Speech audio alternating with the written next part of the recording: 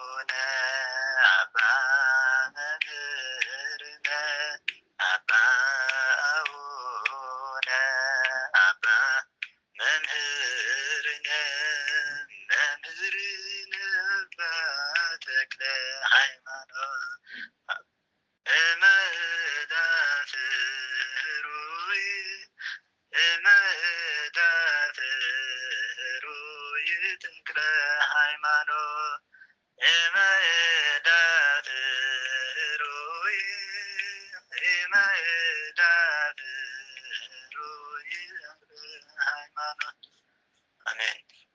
ስለነበረና ናይ ዝማሬ ግዜ ለለባሪ እግዚአብሔር ኣምላኽና ተኸብረት መስገን ይኹን። ያው ድበረከት ዝኣክል እዩ። ስለዚ ናይ ኣብርሃም ገሻ ዝበልኹኒ ናይ ኣብርሃም ገሻ ማለት ያው ዝተፈላለየ መንገዲ እናተነገረ መፅአ ብካልኦት ምምራን እውን እናሰማዕኹ መፅኺ ያው ሓድሽ ነገር ኣይኮነ ዝሎ ናይ ኣብርሃም ገሻ ማለት ኣቦና ኣብርሃም ሂወቱ ዝነበረ የትኛውም በቃ ሓደ ጻድቅ ማን ነው አብርሃም ናይ አብርሃም ህይወት በቃ አብርሃም ሲ ሓደ ጻድቅ አማኒ መናፍቅ ተበሊ ሁሉ ማንኛውም ሰብ ናይ እግዚአብሔር ፍጥረት ምዃኑ ናይ እግዚአብሔር ኣርአያ ኣምሳል ምዃኑ ናብ ገዛኡ እናተቐበለ ብዝተፈላለየ መንገዲ ዛንሑ ያው ዕለታት ሓደ መዓልቲ ግን ያው ስላሴ ከም ዝተቐበለ ከም ዝኾነ ኢና ንፈልጦ ታሪኩ ማለት እዩ። ስለዚ ናይ አብርሃም ገሻ ማለት ያው እንግዳነት ክቡር እንግዳ ያው ካብ ዝተልዓለ ኣጋዝቲ ዓለም ስለ ቅድስት ስላሴ ኣብ ገዛ ውስጥ ዝተኣናገድሉ እናሓስበሉ ታሪክና ክርስቲያናዊ ህይወት እዩ። የትኛው ክርስቲያን የትኛው ሰብ ናይ አብርሃም ገሻ እና ክንፅዋ ንኽእል ኢና ዝሮ ናይ ኣብርሃም ኣቦ ምስ ኣቦና ኣብርሃም ታሪክ ዝተተሓሓዘ ትርጉም ዘለዎ እዩ ናይ ኣብርሃም ጋሻ ክበሃል ተሎ ማለት እዩ እና ብዋናነት ኣብርሃም ጋሻ ክበሃል ተሎ ግን ስላሴ ዋናነት ሕና ንረኽቦ ምክንያቱ ናይ ዓለም ጋሻ መን እዩ እግዚኣብሔር እዩ ናይ ዓለም ጋሻ መን እዩ ክርስቶስ እዩ እና ንውን ዝበሃል ስለዚ ግን ብልማድ እውን ያው ክርስቶስ ተፀውዐሉ እውን ንሰባት ሕና ንናገሮ ኢና የትኛው ሰብ ጋሻ ክበሃል ይኽእል እዩ ማለት እዩ ሰብ እውን እንታይ እንግዳ እዩ ኣብዚ ዓለም ዝስካ ዘሎ እንግዳ ስለዝኾነ ጋሻ ክበሃል ይኽእል ኢና እና ዝሮ እዚ ይመስል ብዋናነት ኣቦና ኣብርሃም ምስ ኣብርሃም ዝተተሓሓዘ ሕቶ ምናልባት ናይ ኣብርሃም ሕቶ ከለኹ ጋሻ ዝስምዕዎ ኣብርሃም ማለት እንታይ ማለት እዩ ዝበሃል ተሎ ያው ካብ ስሙ ስርጓሜ ክንልዓል ተለና ኣበ ብዙሓን ማለት እዩ ናይ ብዙሓት ኣቦ ማለት እዩ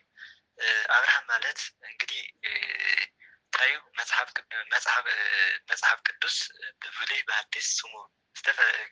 ዝናገሮ እዩ ማለት መፅሓፍ ቅዱስ ዝመስከረሉ ኣቦ እዩ ናይ ሃይማኖት ኣቦ ናይ እምነት ኣቦ ናይ ስነ ምግባር ኣቦ ናይ መንፈሳዊነት ኣቦ እዩ ምክንያቱ ኣብርሃም ሲ እንግዲህ መፅሓፍ ቅዱስ ከም ንኩልና ንፈልጥዎ እንታይ እዩ ሰለስተ ዓይነት ዘመን እዩ ዘሎ ዘመን ሕጊ ልቡና ዘመን ሕጊ ኦሪት ዘመን ሕጊ ወንጌል ማለት እዩ ስለዚ ኣብርሃም ዝነበረሉ ዘመን ኣብ እንታይ እዩ ኣብ ዘመነ ሕጊ ልቡና እዩ ዘመነ ሕጊ ልቡና ማለት ደቂ ሰባት ብጥበብ ጠባያዊ ብኣይምሮ ጠባይ ብናይ ተፈጥሮ ሕሊና ብናይ ሕሊና ሕጊ ዝምራሕሉ ዝነበረ ዘመን እዩ ዘመነ ሕጊ ልቡና ዝበሃል ማለት ኣብቲ ሽዑ ዘመን መምህር የለይ ካህን የለይ ዝተፅሓፈ መፅሓፍ ቅዱስ የለይ ደቂ ሰባት በቃ ብዝተፈጥሮ ብዝተውሃቦም ናይ ሕሊና መስመር ዝጓዓዝሉ ምስ እግዚኣብሔር ዝራኸብሉ ዝነበረ ዘመን እዩ ማለት እዩ ስለዚ ኣብርሃም ማለት ኣብ ፀልማት ዝነበረ ብርሃን ኣብ ፀልማት ዘመን ዘብርሀ ብርሃን ኢና ንብሎ ከምኡ ድማ ብዝተፈለየ መልክዑ እንታይ እዩ ኣብርሃም ክንብል ተለና በቃ ናይ ክርስትና ናይ መንፈሳውነት ኩሉ መሰረት እዩ እንታይ እዩ በቃ መጀመርያ ኣብርሃም ፃንቤርከ ወተፈለጠ ማዝማሊከ ወነኣብስተ ብሔረ ባዕድ ኣርየከ ኣብርሃም ካብ ዓድኻ ውፃእ ካብ ቤተሰብካ ትፈለይ ካብ ዘመድካ ትፈለይ ካብ ማሕበረሰብካ ትፈለይ ኣነ ናብ ዛርየካ ምድሪ ንዓውፃእ ይብሉ ስለዚ ኣብርሃም ማለት ናይ እምነት መሰረት እዩ ክንብል ተለና እዚ ቃል እዚ ናይ እግዚኣብሔር ቃል እዩ በሉ ናይ እግዚኣብሔር ቃል ይኹነኒ እሺ በጀ ውሉ ተቐብሉ ንመጀመርያ ግዜ ካብ ገዛኡ ዝወፀ ኣቦ እዩ ማለት እዩ ኣብርሃም እንብሎ በቃ ናይ እግዚኣብሔር እምነት ሰሚዑ ማለት ናይ እግዚኣብሔር መልእክቲ ሰሚዑ ናይ እግዚኣብሔር ቃል ሰሚዑ ካብ ገዛኡ ዝወፀ እዩ ማለት እዩ ካብ ገዛኡ ዝወፀ እዩ ማለት እዩ ምክንያቱ ኣብቲ ሽዑ ግዜ ናይ እግዚኣብሔር ቃል ገና ዘይተነገረሉ እዩ እግዚኣብሔር ምክንያቱ ኣብቲ ሽዑ ግዜ ሰብ ካብ ውልድነት እግዚኣብሔር ተፈልዩ እዩ ነይሩ ማለት እዩ ግን ካብ ውልድነት እግዚኣብሔር ተፈልዩ ዋላ እኳ እንተሃለየ ኣብርሃም ግን ብናይ ግሉ ዝነበሮም መንፈሳዊ ፀረት ምስ እግዚኣብሔር መንፈሰ ረድኤት ነይርዎ ማለት ናይ ረድኤት ውልድ ኮይኑ ነብሩ ማለት እግዚኣብሔር ብረድኤት ዝግለፀሉ ነይሩ ማለት እዩ እና ናይ ክርስትና ኣቦይ ኣይሁዳውያን ናይ መመክዖም እንታይ ኣብርሃም እዩ እስመ ኣብርሃም ስርወ ሃይማኖቶም ለኣይሁድ እዩ ዝብል መፅሓፍ ኣብርሃም ናይ ኣይሁድ ናይ እምነቶም መሰረት እዩ በቃ ምክንያቱ ኣብቲ ሽዑ ዘመን መጀመርታ ግዜ እግዚኣብሔር ዝተነጋገረሉ እዩ ኣብቲ ድሕር ህንፃ ሰናብር ዘሎ ማለት እዩ ደቂ ሰባት ብዝተፈላለየ መልክዑ ብዙሕ ጥፋት እናሰርሑ መፅኦም ግን ኣብርሃም ግን ብስነ ፍጥረት ተመራሚሩ ንእግዚኣብሔር ዝረኸበ ናይ እግዚኣብሔር ድምፂ ሰሚዑ እሺ ብሉ ካብ ገዛኡ ዝወፀ ማለት እዩ ከምኡ ድማ ናይ እምነት ኣቦ ናይ ሃይማኖት ኣቦ ናይ ሰማዕታት ኣቦ ናይ መነኮሳት ኣቦ እዩ በቃ ናይ ሰማዕታት ኣቦ ናይ እምነት ኣቦ ክንብል ተለና ያው መፅሓፍ ቅዱስ ኣብርሃም ብእምነት ኩሉ ግዜ ንሪኦ ኢና ለምሳሌ ኣምነ ኣብርሃም ብእግዚኣብሔር ወኮኖ ፅድቀ ይብለና ሮሜ ምዕራፍ 4 ማለት እዩ ምዕራፍ 4 ቁጥሪ 1 ኣብርሃም ብእግዚኣብሔር ኣመነ ፅድቂ ኮይኑ ትቆፀረሉ እዩ ከምኡ ድማ ዕብራውያን ክንርኢ ተለና በተኣምነ ገብረ ኣብርሃም ብእምነት ዝገበረ ብይስሓቅ ወዲ ሰውኦ ካብ ገዛኡ ወፀ ብእምነት ዝገበረ እናበለ ብእምነት ኣብርሃም እንደየናይ ናይ እምነት ኣቦ ከም ዝኾነ ናይ እምነት ኣርኣያ ከም ዝኾነ ይነግረና ነይሩ ማለት እዩ ከምኡ ድማ ናይ ስነ ምግባር ናይ መንፈሳዊ ሂወት ኣቦ ከም ዝኾነ ድማ ካብ ይስሓቅ ማነው ያዕቆብ ምዕራፍ 2 ክንርኢ ተለና ኣብርሃም ብምግባር ከም ዝፀደቀ ይነግረና ማለት እዩ أبراهام سي بمقبار حمد صدقة يسرحوا حمد صدقة ينقرنا أبراهام بمقبار بمنتاسا وسرح حمد صدقة مالتي سلازي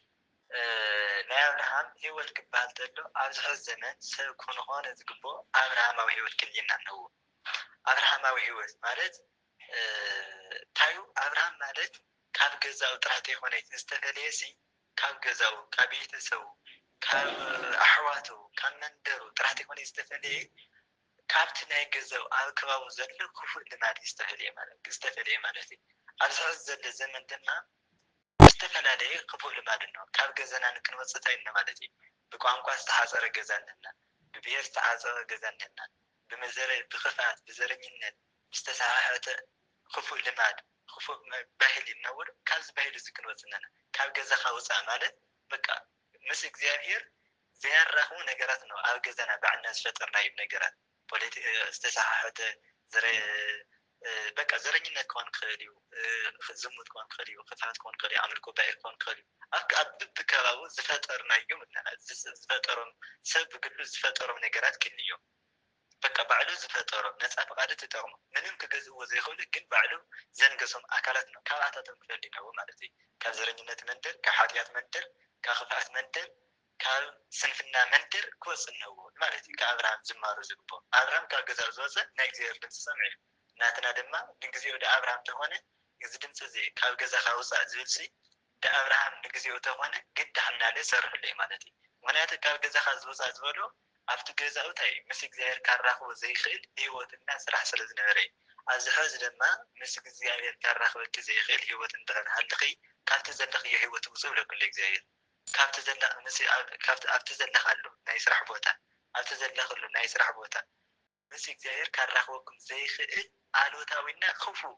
ስራሕ ወይ ክፉእ ሂወት ክፉእ ናይ ሕሊና ኣተሓሳስባ ክፉእ ኣመለኻኽታ ክፉእ ምንቅኝነት ሃልይ ካብ ምውፃእ እዩ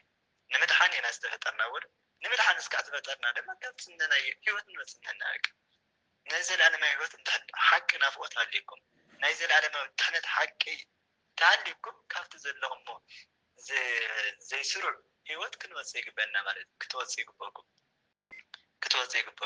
ስለዚ እዚ ናይ ኣብርሃም ሂወት እዚ እዩ በቃ ኩሉ ነገር ሓድጉ ዝወፀ እዩ ካብ ገዛው ናብ ገዛው ዝነበረ ኩሉ ሓድጉ ዝወፀ እዩ ለለ ዓና ለለ ኩሉ ነገር ሓድግና ክንወፅና ኩሉ ነገር ክበሃል ተሎ ናይ ሓጢኣት ስራስርና ናይ ሓጢኣት ዘረብ ዝበሃሉ ናይ ሓጢኣት ኮተት ዝበሃሉ ነገር ኩሉ ነገር ሓድጉ ክወፅእ ኣለዎ ማለት እዩ እና ኣብርሃም ብጣዕሚ ዘገርም እዩ እንትን ሂወት እንዲያም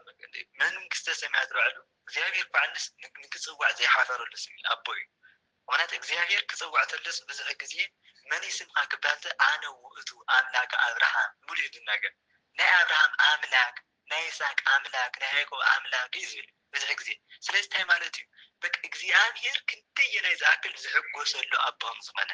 እግዚኣብሔር ዝኣክል እግዚኣብሔር ባዕሉ ብእግዚኣብሔርነቱ ክፅዋዕ ዘይኮነ ዝደሊ እንታይ ኢላ ብኣብርሃም ናይ ኣብርሃም ኣምላክ ክበሃል እዩ ዝደሊ ማለት እዩ ታመስልኩም በቃ እግዚኣብሔር ሲ ብኣብርሃም ክንደየናይ ዝሕጎሶም ዝኾነ ኢና ንሪኦ ክንደየናይ ዝሕጎስኩም ዝኾነ ኢና ንሪኦ በቃ ወይሃበር ተሰምየተ ኣምላክ በላዕሊሆም ባእታቶም ኣምላክ ክበሃል ሲ ኣይሓፍሮም እዩ ዝብል እዞም ቅዱሳን ስለዚ ኣብርሃም ማለት ናይ ቅዱሳን ኣቦታት መርኣያ ኣብነት እዩ እግዚኣብሔር በቃ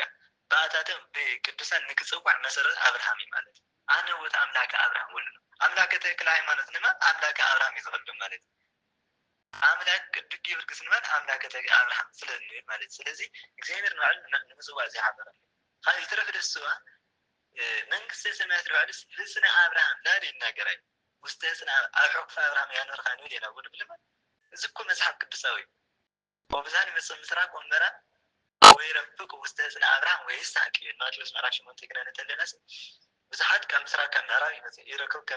ከመዚ ዘያምን በውስተ እስራኤል ኣብ እስራኤል ከም ዝበለ ዝኣምን ሰብ ኣይረኸብኩን ብዙሓት ካብ ምስራቅ ካብ ምዕራብ ብዙሓት ሰባት ይመፅኦም ይብል እንታይ ይቕፅል ድማ ኣብ ሕቑፊ ኣብርሃም ይስሐቅ ኣይኮን ኣብ ሕቑፊ ኣብርሃም ይስሐቅ ማለት እንታይ መንግስቲ እግዚኣብሔር ምስ እግዚኣብሔር እንነብራ ክብሪ ምስ እግዚኣብሔር ተዋሂድና እንነብራ ክብሪ በንናይ ሕቑፊ ኣብርሃም እናተባህለ ተነግራ ማለት እዩ እና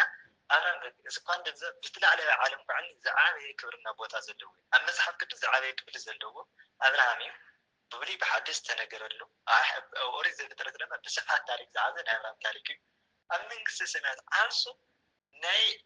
منكس سمعت عرس بناتو قال كدان كم تواود ينقر بناتو مالت نو بستنقرلو بزرك يتباركو طبعا دول سلسة بحالة بنات خزري مالت ناي أبراهام حسن مالت ناي كريستوسي بكريستوسي حفا أبراهام الناري قلتنا زقر أبو ناي كريستوس أبو مالت ولد أبراهام تولي تنقر كريستوس والماتيوس عرضنا نتلن ولد أبراهام ولد داود ولد داود ولد أبراهام ولي زناقرنا سلازي ناي أبراهام هيوت بتاعن زقر أصحاب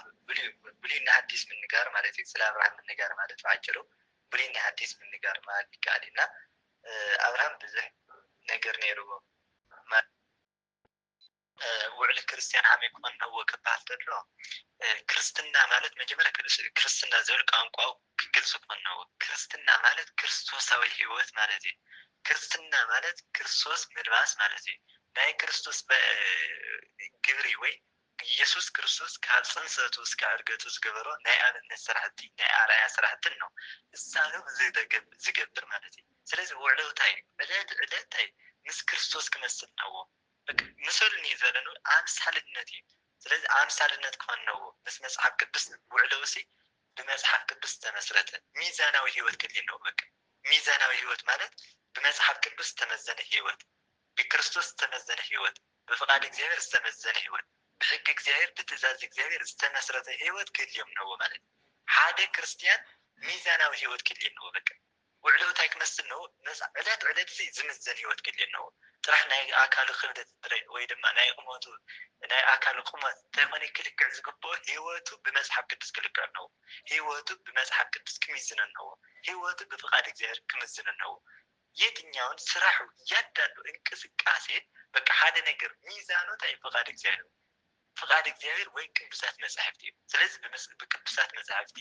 استكننا هيوت استلكع هيوت استمزن هيوت كلنا ነው እርግጥ ብዙ ዝምዝ መጽሐፍ ቅዱስ ተጠቀመሉ ናይስ ህይወት ንክልክዕዩ ግን ድዋዕ አይልክዕሉ እዚ ስህተት እዩ ናይስ ህይወት ትልክዕሉ ተይሆነ መጽሐፍ ቅዱስ ወይ ናይስ ህይወት ትልክዕሉ ተይሆነ መጽሐፍ ቅዱስ ናይ ባዕልኺ ህይወት ወይ ናይ ባዕልኺ ህይወት ትልክዕሉ መጽሐፍ ቅዱስ ስለዚህ ሚዛናዊ ህይወት ኮን ነው ውዕሎ ማለት ነው وعلى كريستنا بك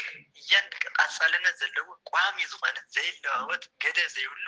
صنع كون هو ማለት ምክንያቱ ረይ በሙሉ እግዚአብሔር ለአመነ ግን በውስን ነገር ዝፈላልይ ተኾነ ምንም አማን ይሆነ ለምሳሌ በሙሉ እግዚአብሔር ዘአምን ሰው ይወደ እግዚአብሔር ሙሉ እዩ እግዚአብሔር ሙሉ እዩ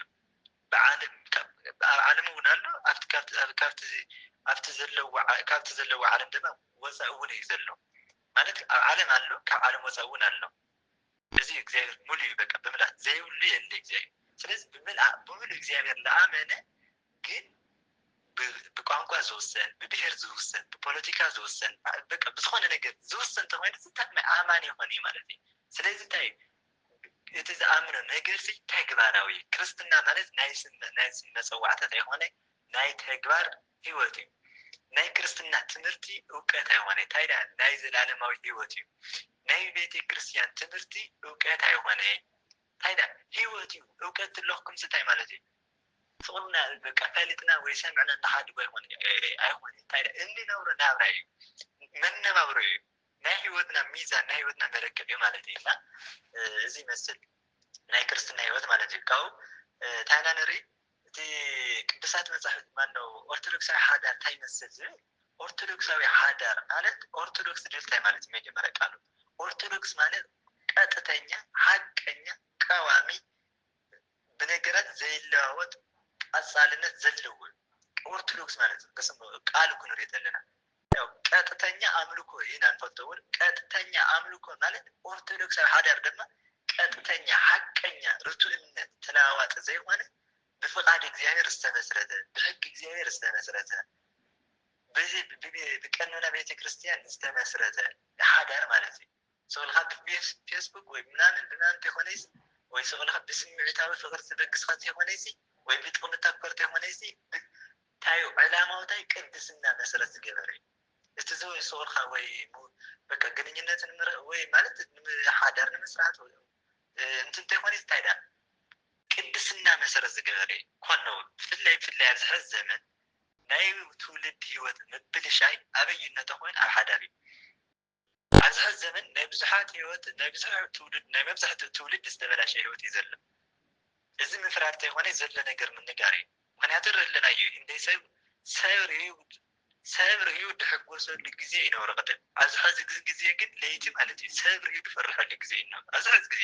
ብፍላይ የትኛው ከባቢ ምክንያቱ ሰብ ሰብ ድጨውየሉ ይመፅን ሰብ ሰብ ድቃትለሉ ሰብ እኮ እዩ ባህርያ እግዚኣብሔር ብኣምሳለ እግዚኣብሔር ዝተፈጠረ ሰብ እኮ እዩ ብኣምሳለ እግዚኣብሔር ሰብ ድሰብ ዝቃትለሉ ስለዚ ሰብሲ ካብ ሰይጣንነት ዝኻፍአሉ ግዜ መን ይበፀናልና ሃመይ ትብልኩም ሰይጣን ብሰይጣን ኣይቃትልን በጭራሽ በእርግጠኝነት ሰይጣን ብሰይጣን ኣይቃትልን ሰብ ሰብ ግን ቃትሎ ስለዚ ታማይ ካብ ሰይጣን እንዲያምስ ብእስና ሰይጣን ተቃተለ ሰብ እዩ ማንም ሰብ ካሳሓት ትርኽል ሰብ ብሰብ ይድቃነ ሰብ ግን ብሰብ ይቃነ ሰይጣን ብሰይጣን ኣይቃኒ ሰይጣን ብሰይጣን ኣይቃትል ሰይጣን ብሰይጣን ኣያሳድ ሰብ ድሰብ ዳሳድድ ሰብ ድሰብ ድቃትል ሰብ ድሰብ ዳጥፍ ዘመን ይበፅሕናሉ ዘለና ማለት እዩ እና ስለዚ ታየትለኩም ኦርቶዶክሳዊ እዚ መሰረቱ ታይቶ ሆን ዝተበላሸየ ሓዳር እዩ ዘሎ ሓዳር ማለት ብዙሓት ቅዱሳን ዝምረትሉ ቅዱስ ፋብሪካ እዩ ብዙሓት ቅዱሳን ዝምንጭውሉ ቅዱስ ምንጭ እዩ ብዙሓት ቅዱሳን ብዙሓት ቅዱሳን ዝውለድሉ ቅዱስ ማይፀን ሓዳር ማለት ሓዳር እዩ መጀመርያ ሓዳር ክንግል ስለዚ ታይ ኣብዚ ሕዚ ግዜ ቅዱሳን ዝበሃሉ ኣካላት ወይ ቅዱስ ቅዱሳት ተሓሳስባ ዘለዉ ቅዱስ ኣመለኻኽታ ዘለዉ ኦርቶዶክሳዊ ክርስቲያናዊ ኣተሓሳስባ ዘለዉ ትውልድ ዝተፈታይ በቃ ኦርቶዶክሳዊ ሓዳር የለ እዩ ምክንያቱ ትውልድ ናይ ሓዳር ውፅኢት እዩ ስለዚ እቲ ቆልዓታይ ካብቲ ማሕበረሰብ ካብቲ ሓዳር ሕዝዎ ዝዓበየ ጠባይ ይመፅሉ እና ኦርቶዶክሳዊ ሓዳር ማለት ብስጋ ወደም ዝተመስረተ ብሕጊ ቤተክርስትያን ዝተመስረተ ፍቃድ ቤተክርስትያን ዝተመስረተ ክኸውን ኣለዎ ማለት እዩ ክኸውን ኣለዎ ስለዚ ሓዳር እንተደይ ተቀድስ ኣብዚ ሕዚ ግዜ በምንም ተኣምር ቤተክርስትያን ኮነ ሃገር ሰላም ክትኸውን ኣይትኽእል ሰላም ክትኸውን መሰረት ኣብ ሓዳር እዩ ሰላማዊ ሓዳር ታልዩ ሰላማዊ ሃገር ሰላማዊ ቤተክርስትያን ክልየና ዝኽእል ቀጥተኛ ሓቀኛ መገልገሊ ኣቦ ሓቀኛ መገልገሊ መምህር ሓቀኛ መገልገሊ ዲያቆን ሓቀኛ መገልገሊ በቃ ንጉስ ወታደር እሙን ናግኒ ንኽልታይ ዝተኣመነ ሓዳር ተሃልዩ እምነት ዘለዎ ሓዳር ፅንዓት ዘለዎ ሓዳር ፍቅሪ ዘለዎ ሓዳር ተሃልዩ ስለዚ መሰረቱ ዝተበላሸው ትውልድ ኩሉ ስርዓት ኣልባ ኢና ኣብዚ ሕዚ ግዜ ኦርቶዶክሳዊ ሓዳር ማለት ቀጥተኛ ሓቀኛ ብክርስቶስ ዝተመስረተ ፍቃድ እግዚኣብሔር ዝተመስረተ ብስጋ ወደሙ ቅዱስ ቁርባን ዝተሓተመ ክኸውን ኣለዎ ማለት እዩ ኣብዚ ሕዚ ግዜ ግን ሓዳር ዝበሃል ነገር ትርጉሙ ጠፍኡ ምንነቱ ጠፍኡ እዩ ዘሎ እንታይነቱ ጠፍኡነቱ ስለዚ እንታይ ክኸውን ኣለዎ ማለት እዩ ትክክለኛ እቲ ናይ ቤተክርስትያን ሓዳር ክንገር ነው ምክንያቱ ናይ ቤተክርስትያን ኣስተምሮ ኣይተነገረ እስካዕ ሕዚ ሓዳራኹም ቤተክርስትያን እስካዕ ሕዚ ኣይትፈልጥዎን እስካዕ ሕዚ ኣይተነገረቲ ኣይተሰበኸ ብናይ ቤተክርስትያን ምንነት ናይ ቤተክርስትያን ህይወት ግን ኣይተገለፀ በቃ ፈሊጥናዮም ኣይተዘ እና ኦርቶዶክስ እቲ ቤተክርስትያን ስለ ሓዳር ዘለዋ ኣስተምሮ ክፈልጥ ኣለዎ ሓደ ሰብ በቃ ሓዳር ቅድሚ ድሓስቲ ናይ ሓዳር ምንነት ትርጉም ክፈልጥ ኣለዎ ስለዚ ኣብ መሰረታዊ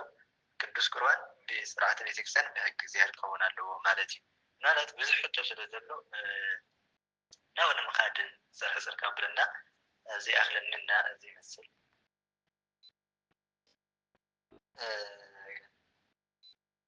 ሃይማኖት ቋንቋ እና ዘርኢ ዛቶም ሲያዘ ሕጅንና ወለደ ብጣዕሚ እዮም ትጋጨው ለና በቲ ድማ ዓድና ክልላዊ ፖለቲካ ኢና ምስ መንፈሳዊ ህይወትና መንፈሳዊ እና ዘረኻ ቋንቋ ከምዝታወካ ሓጢያት ድኡ ሰናይ ብጣዕሚ ደስ በሃሊ ዘመን ናይ ብዘመን ዝምጥር ሕቶ እዩ ሃይማኖትና ቋንቋ ዘርኢ ዛቶም ሲያዘ ሕጅና ሲጀመር ሓደ ክርስቲያን ናይ ሓደ ሰብ ሃይማኖት ማለት ሲጀመር ልዕሊ ኩሉ ነገር እዩ ሃይማኖት ልዕሊ ቋንቋና ልዕሊ ዘርእና ልዕሊ ማንኛውም ነገር ሃይማኖት ክወዳደረሉ ምስ ሃይማኖት ዝወዳደር ነገር የለን كل تحت ሃይማኖት ብዕና ትሕቲ ሃይማኖት ኢና ኣሕነስ ልዕሊ ሃይማኖት ኣይኮነ ሃይማኖት እዚ በቃ ልዕሊ ማንኛውም ነገር ሃይማኖት ማለት ምክንያቱ ምስ እግዚአብሔር ዘለና ነገር ሓደ ብሰብ ዝተመስረተ ይኮነ እግዚአብሔር ዓርሱ ፈቅዱ ፈትው ንቅዱሳን ሰባት ንቅዱሳን መላእክት ዝገለጾ ሓቂ ዝገለጾ ናይ ሓቂ መንገዲ እውነት እዩ ስለዚ ሃይማኖት ልዕሊ ማንኛውም ነገር ቋንቋ እና ዘሪ ዛቶም ታይ ናይ ወዲ ሰብ ቋንቋው በምን ተአምር ቋንቋ ይወልሰ ናይ ወዲ ሰብ ቋንቋ ልሳኑ ለቢሲ ብካይ ውት ይበለ ሲራክ ናይ ሰብ ቋንቋው ሲልቅሰይ እስቲ ለምሳሌ ካራካቱም ትክክለኛ ቋንቋ ይድሎሲ ታይ ቋንቋ ላተናገሩ ተወለዱ ትግርኛ ቋንቋ ላተናገረ ተወለደ ሰብ ካለ በርግጠኝነት ቀዛያል ሁሉስ ናይ ትምህርት ውጤት ሁሉ ናይ ልምምድ ውጤት ናይ ወዲ ሰብ ማንነቱ ናይ ወዲ ሰብ ባህሪ ቋንቋ ይሆነ ቋንቋ ስብልምምድ ዳምሳናይ ስለዚህ ቋንቋ ሃይማኖት ክነጻጸር አይክእል ማለት ቋንቋ ድስብ ክገዛ ይክእል አሚ ማለት ቋንቋ ድስብ ክገዛ ይክእል ማለት ሓደ ሰብ በቋንቋ ምክንያት ብድኾነ ሰብ በደላብ ዘተባይ ሓደ ሰብ በቋንቋ ምክንያት ከሃይማኖት ዳፈንግጥ ተባይ ሓደ ሰብ በቋንቋ ምክንያት ከሐድ ዘርዶ ዝተሆነ እዚ ታይ መምለክ ቋንቋይ ምንፍቅና ይጀምር ቋንቋ በቋንቋ ምክንያት ከሃይማኖት ዘረኝነት ማለት በቋንቋ ዘራውነት ማለት ምንፍቅና ምክንያቱ እግዚአብሔር ዘይፈጠሩ አካል ቆይ ቋንቋ ዛህማያና ተፈጠርና ይለ እግዚአብሔር ፈጠረ ቋንቋ እግዚአብሔር ፈጠረ አይምሮ ቋንቋ ድማ አይምሮ ፈጠረ ማን አይምሮ ድማ ቋንቋ ፈጠረ ቋንቋ ናይ አይምሮ ውጽኢት እዩ ልብስ ወይ ድማ ክዳንና ቋንቋ ተማሳሰልት እዩ ክዳንና ቋንቋ ተማሳሰልት እዩ ታይ ማለት ደሊ ክዳን ልክዕ ንቀይረን ከሌና ግን ማንነትና ይሆነ ቋንቋ ልክ hamzi ለምሳሌ አረት ነገር ለከነ ማለት እዩ ማንነትና ግን ትግርኛ ሲ ማንነትና ይሆነ ማንነትና ታይ ናይ ክርስቶስ ማንነት አዳማዊ ማንነት ይድነ ቋንቋ ናይ አይምሮ ውጽኢት እዩ ምክንያት እግዚአብሔር ፈጠረ አዳም ይዳ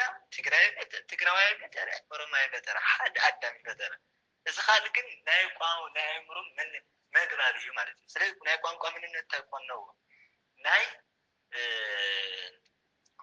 አይ በቃ ሐሳብና መግላለጽ ደቅሳት ንክንራዳዳ ንክስከተከመና ከሊ አለት ዘግን ቋንቋ ከተገዝና ምንፍቅና ታዩ ንቅዱስ አትናቴዎስ ታዩልሲ ሰበሰ እንዘ ንጉስ ውቱ አለ ሰብ ንጉስ ለሃለ ክብር ለሃለ ታይበለ ወአይሰረ ርዕሱ በተቃሉ አርሱ ፈቱ ፈቅዱስ ርዕሱ አዋረደ ክብር አዋረደ ወኮነ ገብረ መገልገል ሆነ ሰብ ንጉስ ለሃለ ክብር ለሃለ ሲ ወኮነ ገብረ መገልገል ሆነ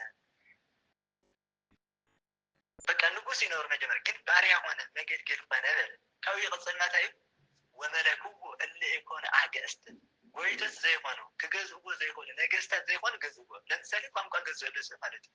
ስለ ቋንቋ ሁሉ ከቤተክርስቲያን ከሃይማኖት ወጽታል ስለ ቋንቋ ሁሉ በቃ ቢኻልና ቋንቋ ዳርዝ ጊዜ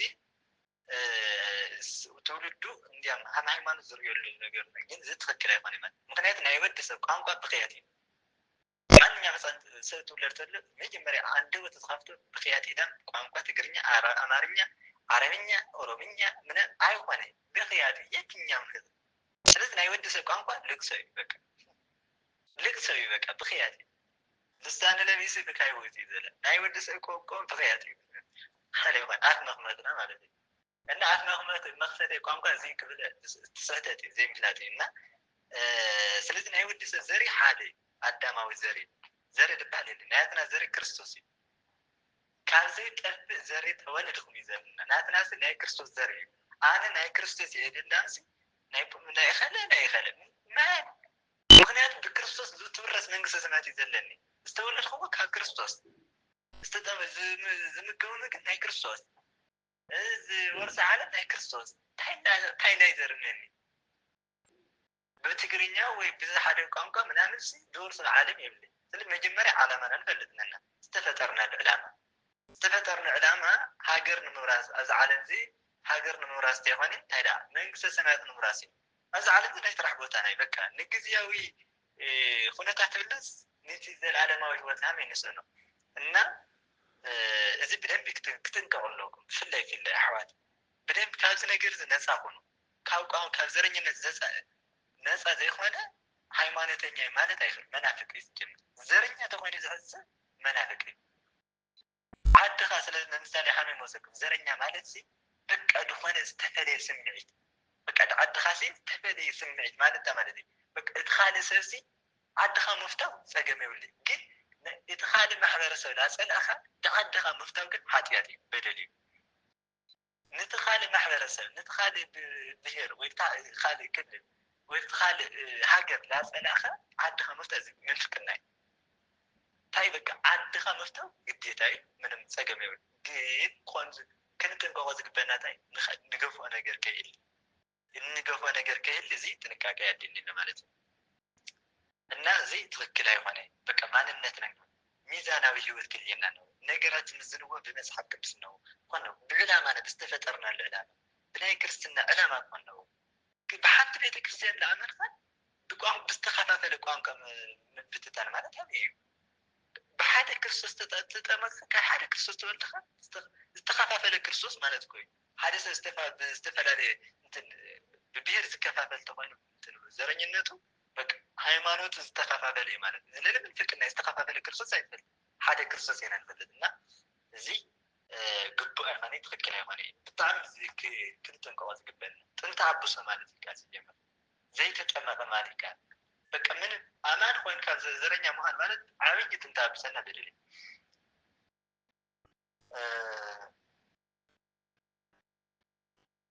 እና ብፍላይ ኣብ ሲጀመር ኣብ ኣገልግሎት ሕዚ ቋንቋ ንምንታይ ክጠቅም ክኽእል እዩ ለምሳሌ ደይሰምዕ ማሕበረሰብ ኣማርኛ ደይሰምዕ ማሕበረሰብ ብኣማርኛ ከይድካ ምሳኽ ማለት እዚ ላይ ይግባእ እዩ ሲጀመር ኣይኮነ እዚ ኣይኮነ ግን ምስማዕ ዳከኣለ በቃ የትኛው ተሰምዑ ምንም ችግር የብሉ በቃ የትኛው እስካዕ ዋላ በየትኛው ቋንቋ መስጠት ነገርስ ምንም ኣይኮነ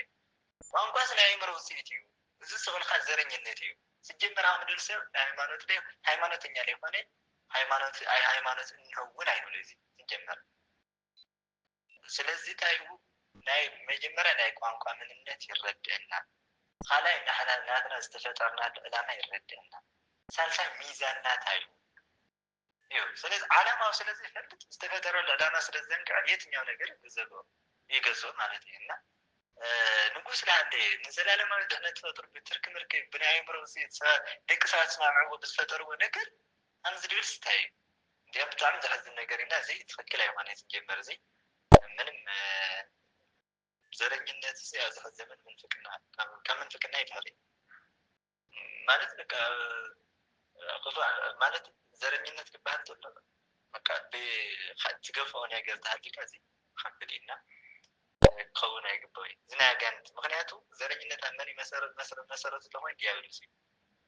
ብቋንቋ ምናምን እንትን በቃ እዚ ምክፍፋል ዝጀመረ ዲያብሎስ ሓደ እምነት ነይሮም ሓደ ሃይማኖት ነይሮም ኣነ ኣምላክ ይበለ ኣምላክ ኢኻ ድበልዎ ነው ኣይኮንካ ይብሎም ተቃውሞ ነው ቅዱስ ሚካኤል ገብርኤል እስኻ ተኮይንካ ሕናውን ዝበሉ ይስቁ ዝበሉ ኣብ 4 ቡድን ተዋፊሎም ማለት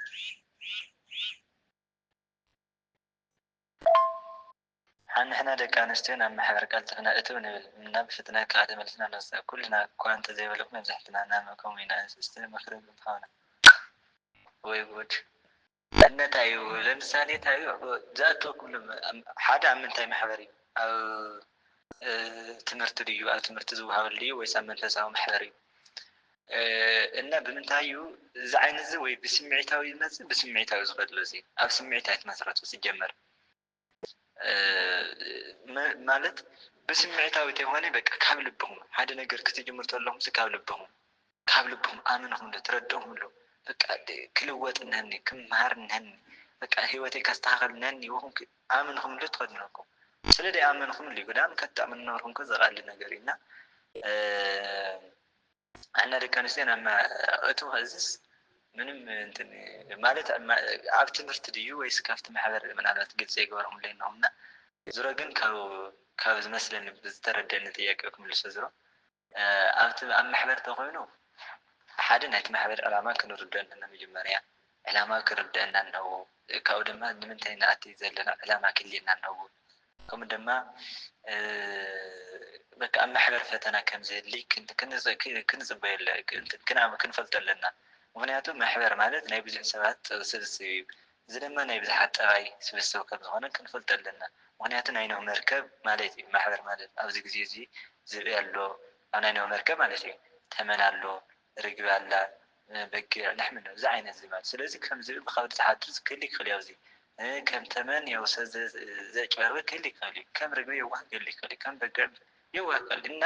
ስለዚ እንታይ ናይ ማሕበር መንነት ምርዳእ፣ ናይ ማሕበር ዕላማ ምርዳእ፣ ከምኡ ድማ ፈተና ከም ዘሎ ምሕሳብ እዚ እዩ። ኣብ እናውፀናሉ ምክንያት ድማ ዳውፀክሉ ምክንያት ዳውፀክሉ ምፍላጥ እዩ። ካሊእ ኮነ መንፈሳዊ ትምህርቲ ከም እንምሃር ትፈልጡ ኢና። የኣሕዋትና ብጣዕሚ የቃልሉና ሃለቃ ገለ መዓዝ ደርፊ ክህነት ተቐበል ይብሉና። ነዚኦም መልሲ ምሃብ ዶ የድሊ ኣየድሊ ሰላምታ እዮም። ስለምንታይ እዮም እቲ መንፈሳዊ ነገር ዘቃልዎ? ያው እሱ ቅዱስ ጳውሎስ ዝበሎ እዩ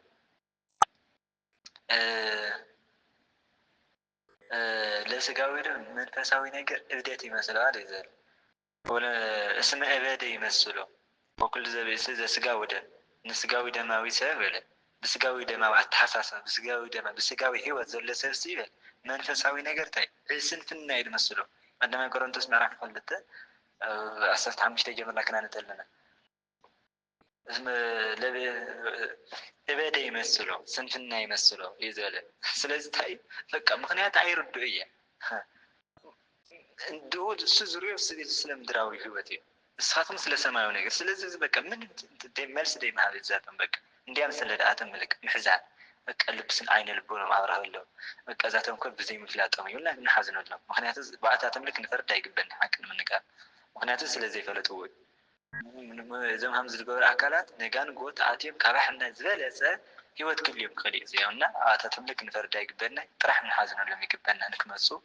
እየ ዝብል ካብዘይ ምፍላጦም ዝተላዓለ እዩ እዚ ማለት እዩ። ምክንያቱ ዝመ ነገረ መስቀል እበድኡ ትባህበሉ ክርስትና ማለት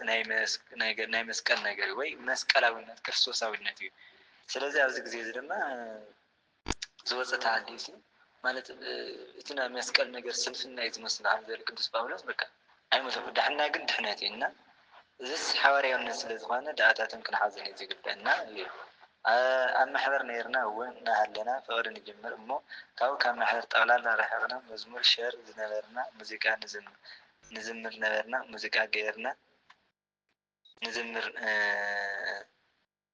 መዝሙር ሸር ዝነበረና ሙዚቃ ንዝምር ዝነበርና ሙዚቃ ገይርና ንጭፍር ንስዕስዕ ኣብ ክንዲ ንፆም ናባና ንስሕቦም ንሳቶም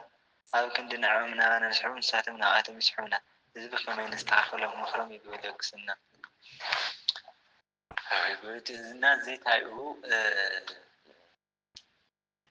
መንፈሳዊነት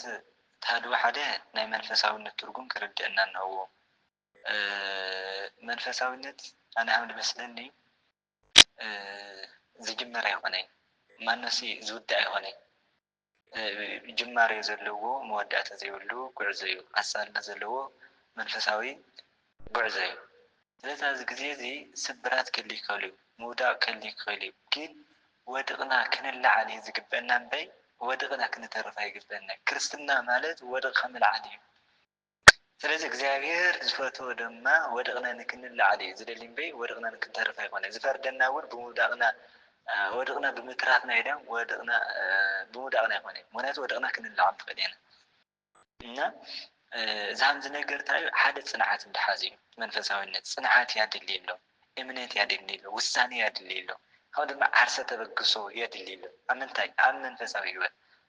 ኣብ መንፈሳዊ ሂወት ስቁልካ በቃ ብስምዒታዊ ለምሳሌ ሓንቲ ዘማሪት ተርእማ ደኣትካ እተዳ ተዘማሪት ትኾን ሓደ ሰው ኣሕክላ ሌላ ሓንቲ መሓዛ ዝኾነ ቲያትር ነገር ወይ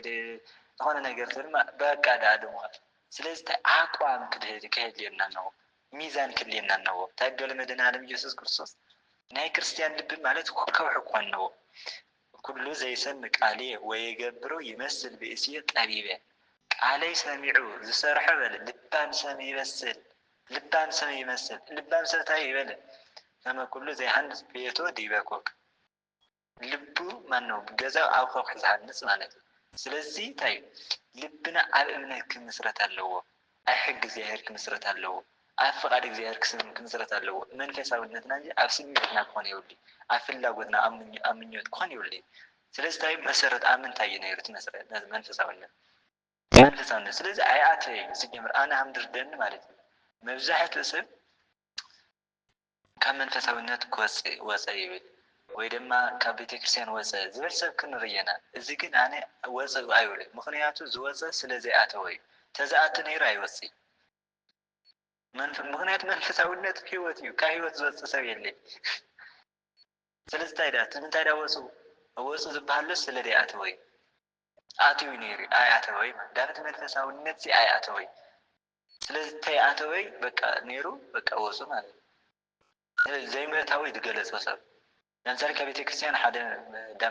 መናፍቅ ኮይኑ ወይ ከቤተ ክርስቲያን ክወፅእ ተሎ ንርኢ ንኽእል ኢና ሕዚ ሰብ ከቤተ ክርስቲያን እኸለ ወፁ ወይ ዘማሪ እኸለ ወይ እኸለ ይባል ወዲ ወፁ ይባል ዝጀመር ሓደ ሰብ ታይዳ በቃ ስለዘይኣተወ ምንም ዘይምእታዊ ዘይኣተወ ምዃኑ ዝተገለጸ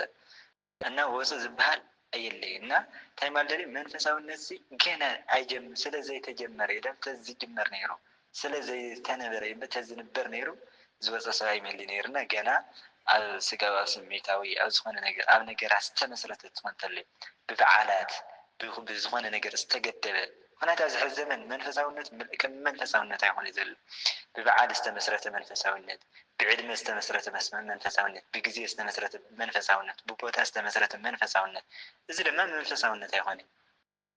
إذا اسمه مغنيات منفسه النت مالت مسمول بجزافير زول نايلبي جنزم وحدة وي مثل مسمول بجزافير زول ناي منفس توحيدوي سلزم مس بجزافير أبيو أو عد ختنا منفسه النت كعد وصغ عرب ودا علماء النت ويا عرب الحلق منفسه النت عد ختمسي إزي هاي سنبت منفسه النت خوان بعتي تيك توكي ويخال جنجنا منامن إزي أي هوني سلزم زي منفسه النت مالت قامينت كل جزء ننورنا وريدا من خانة جزء بقوتها منام كنا استجدوا يخواني بساعات استجدوا يخواني بك يتنيا وننورنا وراس سوانا مالتي نرد عن سفري عندي انتنو حطو قاوقاتنا سدت انها لنا منفساوي هوت انكرتان سنما عاد مسكدنا جن مرعانا بقايلا منفساوي هوتنا تعالى الله يتفئزي تقابي ديو ولاس መጻንሒ አይና ላጠቅምናል ነርና መከረም ለግስና እርግጥ ተመሳሳሊ ማለት መንፈሳውነቱ አይተጀመረ አው ኩዱን ናይ ኦንላይን መንፈሳውነት ኮይዋ ሐቅል ምን ነገር አብረኩም መስጀመር ስለዘመርና ማለት ስለዘመርሁ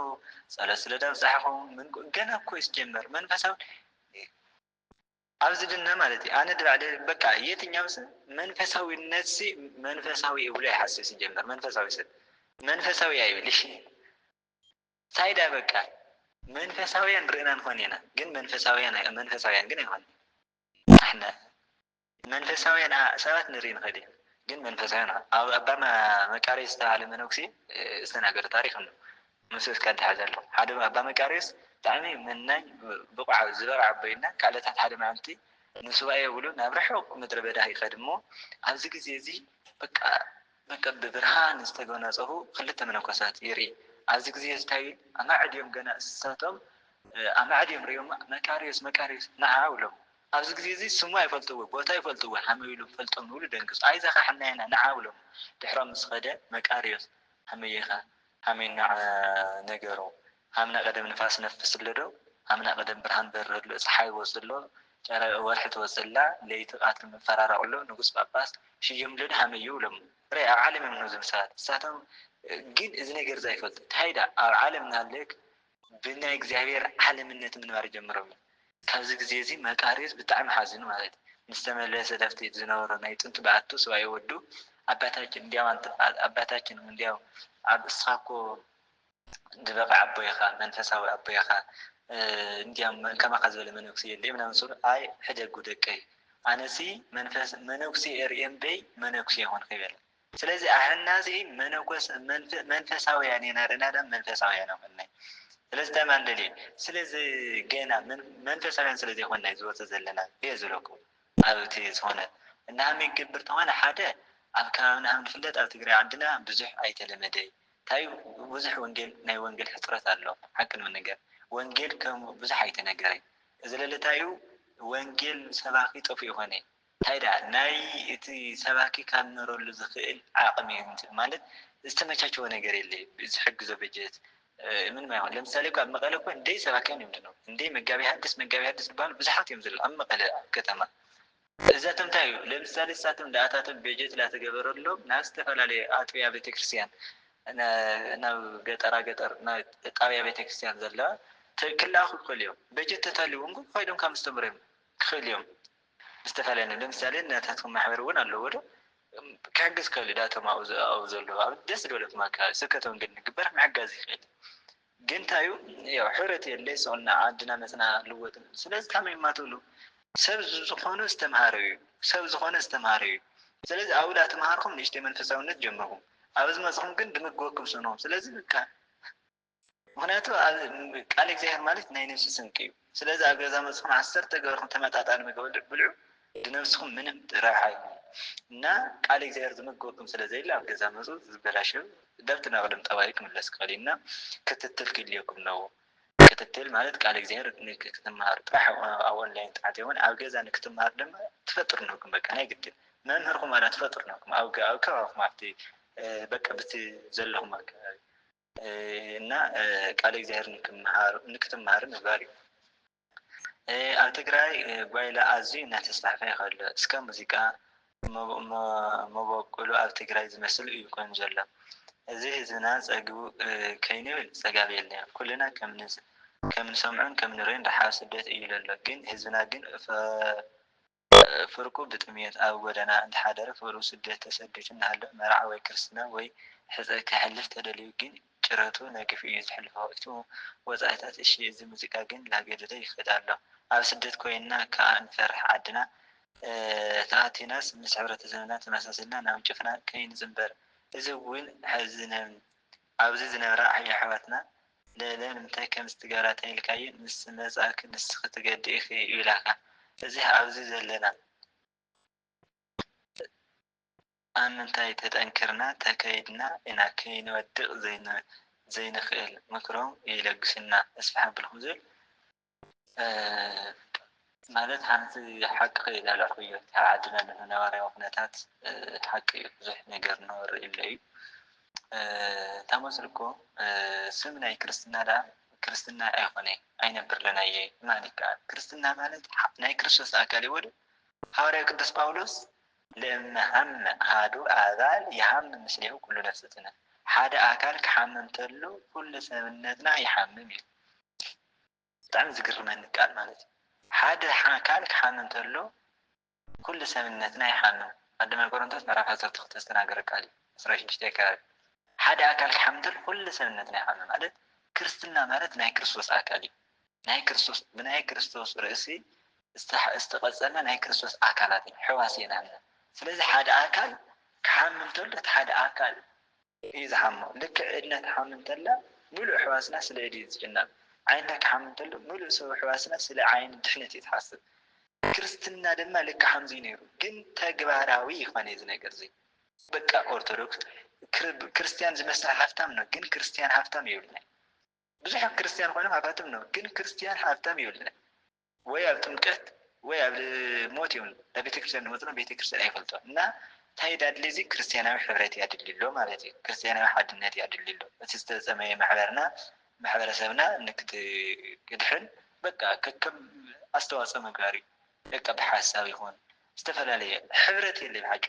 كنقرأ حبرت سلزي اللي حدنا سلزي اللي بقى ببحثوا تحدنا قاعدة تحدى تكاتي منها من سلز هنا نفتح قال ولا تدنكوا بزقبة تخافات النيرو بقى أخلي نورو قلت هايو يو ودسب بخابر محساب تجمرو خبري أز عالم ذا خال تعود خابري ودسب أمرو محساب تجمر بكرسنا نوريد زنبر بخابر محساب تجمر قل ያው ካብሪና ብዙ ስለዝኾነ የትኛው ካብ ጥቅም አንፃር ይዝገበርና እዚ ስለዘለ ኣብ ገዛ ዘለና ግን ሃሜን ገብር ተኾይኑ ሃሜን ጥንክር ተኾይኑ ያው ኣብ ገዛ ትመጽእ ተለዉ ሓደ ማሕበርኩም እዚ ማሕበር እዚ ኣብ ገዛ ጥራሕቲ የኾነ ማነው ኣብ ኦንላይን ጥራሕቲ የኾነ ናብ መሬት ንክወርድ ምግባር ሓደ ካልኣይ በብወርሑ ልክ ከምዚ መምህራን ዝፅውዑኩም ከምተምህርሉ ክትመሃር ከም ዘለኩም ኩሉ መምህራን እናፀውዖም ንክትመሃሩ ምግባር እዚ ጥራሕቲ የኾነ ተኸታተሊ ኮርሲ ንክወሃበኩም ማለት እዩ በቃ ሓዳር መርሃ ግብሪ እናዘጋጀኹም ወይ ተኸታተሊ ሰዓት ሕፁም ንክትመሃሩ ምግባር ዕቅድ ምውፃእ ክልየኩም ኣለዎ ስለዚ ሰሎም ኣብ ኦንላይን እዩ ዝነበርኩም መንፈሳውነቱ ብኦንላይን ኣተርፍሉ ግን ኣብ ተግባር መፅኹም ክትትል ክልየኩም ነው ኣብ ገዛ መፅኹም ሓዳራት መፅኹም ዝተፈላለዩ መምህራን ነው ሓቅን ንገር ንሳቶም እናፀውዑኩም ንካምርኩም ምግባር በቃ ንሳቶም ጉባኤ ዘጋጅኹም ንዓኦም ምርና ማለት በቃ ኣብኡ ብዙሕ ለውጢ ክመፅእ ኣለዚያ ግን መፅኹም ብትንትን ይድኾን ላ ኣብኡ ጥራሕ ትስብሰበለኹም ኣብ ገዛ መፅኹም ብትንትን ምንም በቃ የለን ጥራሕ ኣብ ዳቦ ወይ ኣብ ዝክር ምናምን ትስብሰቡ ትኾነ ኣብ ትምህርቲ ግን በጭራሽ ኣይመሃሩ ትዕቢት ይኹን ወይ ብጣዕሚ ከብድ ኢና ስለዚ ታዩ ንትምህርቲ ቦታ ምሃብ ግዜ ምሃብ ዝተፈላለዩ ገዳማት እናኸድኩም ካብ ቦታት ምክሪ ምቕባል ዓበይቲ ቦታት ብዙሕ እዩ ተመስገን ዓድና ትግራይ ብዙሕ ገዳማት ኣብኡ እናኸድኩም ቦታታት ምግብናይ ኣቦታት ካብ ፀሎተ ማርያም ንክኹም ምሕታት ሓዊረ ህይወት መንፈሳዊ ጉዕዞ ላዘጋጀኹም መምህራን እናፀዋዕኹም ቃል እግዚኣብሔር እናተመገቡኩም ገዳማት ምርኣይ እዚታት እየ ዝመክረኩም ብሕብረት ማለት እዩ ብግልኹም ንፅል ተኾይኑ እኳ ያው ከብድ እዩ ብሕታ ዝቆመት ነፍሲ ከብድ እዩ ለምሳሌ እኮ ገዛ ዓብይ ገዛ ዘሎ እኮ ፀፀር እያ ውል ፀፀር ተሓበታ ተጠራቅመ ተጠራቅመ ዘለኮ ትኾን ተላ ተጠራቅመ ተጠራቅመ ገዛ ፎቅ ኮንለ ማለት እዩ ልክዕ ሰብ ድማ ብሕቲ ምንባር ይጀምር ተሎ ከብድ እዩ ብጣዕሚ ድሙዳቅ ከብድ ኢና ሕብረት ሓድነት ንክልየኩም ምስራሕ ዝብል ሓደ ሓደ ኣወዳት ኣሕዋትና ኣልዕል ኣቢሎም ፍቅሪ ዘይብሎም ኣባና ጥራሕ ንክረክቡና ኣባና ጥራሕ ንክረከቡና ኢሎም ብዙሕ ሓፅር ነዊሕ ይዛረቡ እዮም ዓና ለሓቂ መስሊና ኣብ ፍቅሮም ምስ ወደቕና ከም መንፈስ ቢን ኢሎም ይጠፍኡ ከምኡ ንሕና ከዓ ንጉዳእ ካብኡ ዝተለዓለ ፍቅሪ የለይ ናይ ማል ንበፃሕ ብሽረኸ ፍቅሪ ከመይ እዩ ምክሮም ይለግሱና ፍቅሪ ዝተላሓዘ ኣብዚ ሕዚ ግዜ ያው ከብድ እዩ ስለ ፍቅሪ ምንጋር በእውነት ማለት ፍቅሪ ዝንብሎ ቋንቋኡ ብጣዕሚ ሰልቺ እዩ ሓዚ ሓቂ ንምንጋር ሓጢኣት ለ ፍቅሪ ዝሙት ለ ፍቅሪ ፍቅሪ የድሎ ፍቅሪ ማለት እንታይ ማለት እዩ ፍቅሪ ማለት እንታይ ከም ቤተክርስትያን ትርጉሙ እንታይ እዩ ማለት ትርጉም ንከይህልዮ ብዙሕ ተሰርሐ እዩ በቃ ሓደ ትርጉም ፍቅሪ ዘሎ ስምዒት እዩ ሓደ ፍቅሪ ዝብሎ ዝናይ ጥቕሚ ተኮር እዩ ምን እዩ እና ስለዚ እንታይ ማለት እዩ ኣመዩ ሓንቲ ጓል ኣንስተይቲ ኣቋም ክህልያ ኣለዎ ኦርቶዶክሳዊት ጓል ኣንስተይቲ ክርስትያናዊት ጓል ኣንስተይቲ እንታይ ትመስል ኣለዋ ተኮይኑ በቃ ኣቋም ክህልያ ኣለዎ ዓላማ ክህልያ ኣለዎ ሶላ ብቃለሉ ሽርሽር ትብል እንተይኮነስ በቃ ኣቋም ክህልያ ኣለዎ ፅኑዕ ዝኾነ ኣቋም እንታይ እዩ ማለት ብቃለሉ በቃ ማለት ከመይ እየ ዝብለኩም ለምሳሌ መፅሓፍ ቅዱስ ንርኢ ኢና ንኣስተር ክንርኢ ተለና ንኤዱት ክንርኢ ተለና እኮ ዋላ ንፆተን ትጠቕመን እየን እስራኤላውያን ካብቲ ዝነበረ እንትን ነፃ ዝገበረቶ ማለት እዩ ጓል ኣንስተይቲ ማለት ሲጀመር ዘይተጠቐመትሉ ሓይሊ ዘለዋ ሓቂ ንምንገር እሳ ክትስሕብ ድግባእ ዳም ድያ ክትስሓብ ኣይትኽእል ሲጀመር ብዙሕ ግዜ ማለት እዩ ግን ኣይፈልጥ ስለ ዘይትፈልጦ ይመስለኒ ዳም ሲጀመር ሰበይቲ ማለት ብጣዕሚ ከቢድ እዩ ሲጀመር ነገስታት ዝኣክል ዘዋረደት እያ ሰሙሰን ዝኣክል ሓያል ዝተዋረደት ብሓንቲ ደሊላ እዩ ብሓንቲ ደሊላ እንታይ በቃ ፍሉይ ሓይሊ ፍሉይ ፀጋ እዩ ዘለክ ክስታይ ማለት ደልዮ ስለዚ ኣቋም ክንምድሓዝ እዩ ፀጋ ክንምጥቃም እዩ ቆፍጠን ማለት ኣድላይ ስቁልካ እንትን ማለት የዋህ ምዃን ማለት የዋህ ጥልሓከ ከመይ መለክ እንታይ ዓርስካ ምግዛእ ኣድላይ እዩ በቃ የትኛው ኩሉ ሲ እንትን ክገፍአክን የብሉን ኩሉ እንትን እንተይኮነ በቃ ኣቋም ምድሓዝ ፅንዓት እያ ድልይ ድሕሪኡ እንታይ ካብ ዕላማይ ኣንፃር እንታይ እዩ ሓደ ድንኹምሉ ቦታ ድፍቅሪ እድሜ ይኮነ ዝጀምር ድኽሪ ኩሉሲ ፍቅሪ ንምስራት እንተይኮነ ንስራሕ ሰረሕኩም ስደትኩም ኣሕፀርኩም ናብ ገዛኩም መፅኹም ናብራኹም ንምስራት እዩ ዳም ኣብኡ ናብራ ትምስርቱ ይኮነ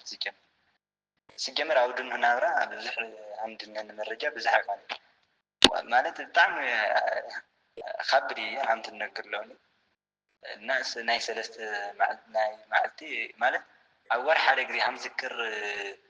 أنت لاخونس زصبوا أيخوني سجمر فقر لي يخوني نابرا لي يخوني سجمر سو حدا أود جمر فقري تخكل أيخوني أيوه تخكل أيخوني ማለት በቃ በሓደ ግዜ እንትን ትስበራሉ ሳይሆን በቃ ትሪዮ አቋም አለዩ ጽንዓቱ ታነዩ ትምዝኖ ድሕረኡ ተጸኒዑ ምቕጻል ተዘይኮይኑ ግን በቃ አቋም ክልክን ኣለዎ ጽንዓት ክልክን ኣለዎ ኣለዚያ ግን ጾልኽ ሃምና ማይ ብሓደ ሻዕ ምኽኽ ተኾይኑ ግን እዚ ጽቡቕ ኣይኮነና ምናልባት ብዚ ዙርያ ብዙሓት ኣሕዋትና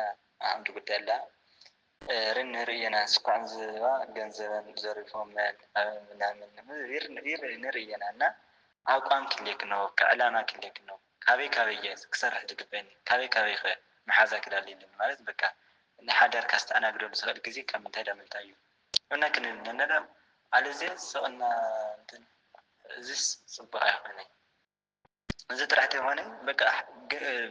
እንትን መስርታዊ ሓዳር መስርትና እውን ትመልሶም ለለ ድበታተን ነው ኣብዚ ግዜ እንዲያም ጫማ ከብል እንደም ስኳን ሲጀምር በቀልሉ hamዝ ለሓደ ገብክና ገና እንትን በቃ ግንኙነት ፈጽሞ ምናምን ድሕሩ ተጠፍዮም እዚ hamዝ ብዝድ ተጎዳለና ዝለለ ከብድ ሲጀምር ካብ ዝባሰና አቋም በቃ ሕሊናኻ ምስብሳብ ሕሊናኻ መቆጻጸር ሕሊናኻ ናይ ሕሊና መስኮት ምዕጻብ ናይ ሕሊና መስኮት ምዕጻብ በቃ ሁሉ ዳምጾሲ እንትን አይሆነ ክፍት ኮን ይውል መስኮት ክልል ነው አፍት ዘድሊ ጥራሕ ጊዜ ከፈት አለው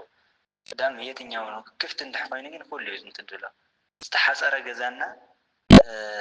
استحصረ ሕሊና ተመሳሳሊ ዘይተሐصረ ገዛና ዘይተሐصረ ሕሊና ደማ ተመሳሳሊ استحصረ ገዛ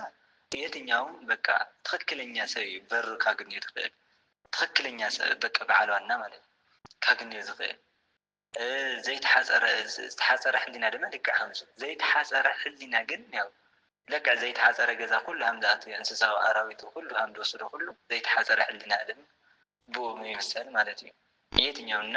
ሕሊና መቆጣጠር ሕሊና ያህና ሕሊና መስፈት መጻዊ መንፈሳዊ ህይወት ግን ጀምር ተለና ጎዛት እንኳን ማ ደሓር ቀዝቀዛት እንኳን ሓደ ጊዜ ወን ኣብ ማሕበር ዋሳ ካሎት ቢገሱ ካሎት እንኳን ወነንት ክልተ ገዝ መሆን ማለት ያ ማህበር አሜን ናበነት አህናስ በሽስም ሙዚቃ ተፈራሪ ነገራት ነገር እዚ ተገብዲ መፍረም አይገባው በቃ ሲጀመር በቃ እቲ በእርሻ ቦታ ሁለት አይነት ዘራት ትዝራ ይላል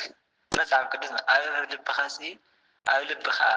እርሻ ዝተባለት ልብያ ኣብ ሕርሻኻ ክልተ አይነት ዘራ አይትዝራ አምልኮታውትና አምልኮተ እግዚአብሔር ሓደ ኮነ ይፈል ልክ ሓንቲ ግራት ስንዳይና ጣፍት ዘረኻ ክዕጨዳ ይኸል ዳዝመራው ላይ ያሸገሪ ልክ hamዝ ሁሉ አሐንት ቦታ ደም አሐንት ልብ ደም አሐንት አምልኮተ እግዚአብሔር ግሊዳ አምልኮታውና አምልኮተ ዝም መዝሙርና ጭፈራ ሐሜትና ምስጋና አይሆን እዚ እና ስለዚህ ሓደ ነገር ከሆናለሁ እዚ ጽብት ትክክል አይሆነ ይግባይ ወይግባይ በቃ ዳፍት መንፈሳዊ ነገር ምክናዛ ከናዳለው አለና ዳም ዝመጻ ሁሉ ክንኸዳ ይግባይ የዘለኩም መንፈሳዊ ህይወት ማለት ማለት ይዶኽኒ መንፈሳዊ ህይወት እርግጥ ካብ ላዕለውን ሕዝና የመጽናይና ዝሮ ግን መንፈሳዊ ህይወት ማለት ያው መንፈሳዊ ህይወት ያው ናይ አምሳልነት ናይ እግዚአብሔር ናይ ባህሪ መግለጽ ምሳሌ ቅድስና ክርስቶሳዊ ህይወት ሐዋርያው ናይ ሐዋርያት ህይወት እዚ ምስስ ተመሳሳለ ያው ዳዕልና ገለጽና ይስነል መጻና አነስ ኣብ ማሕበር ካብ ዝኣቲ 6 ዓመት ገይረ ትምህርት ላይ አዳምዜ ግን ቀልጥፈ እየደረሰ መጽሐፍቲ አንበለ ቀልጥፈ እየደረሰ ለሃመይ ከንበብ ከልምዘን አለን ምክረም ደግስኒ ያው መጽሐፍቲ ምንማብ ግዴታዊ ትምህርት ክልማት ግን ምስተዓል ይዝሮ ምስተዓል ምን ብዙሕ ምንማብ ተይሆነ በቃ ንሽተ እና መረዳ ምግንዛብ ብዙሕ ስብከት ምድማት ተይሆነ በቃ ሓጭር ስብከት ሰምዓኻ ምግንዛብ ዋና ምስተዓል ሲጀመር ምስተዓል مستوعب ده يقول لي يتنيو ነገር خبر ጉዳቱ ስብራቱ خبر ስለዚህ ከታስተውል ይገባ ማለት በቃ ተስተምስተዓል አድላይ ክርስቶስ እኮ ተስተውልቶ መድኃኒዓለም ኢየሱስ ክርስቶስ እኮ ቅዱሳን ሐዋርያት አይደል ለበውኩም ነው ይዱለምና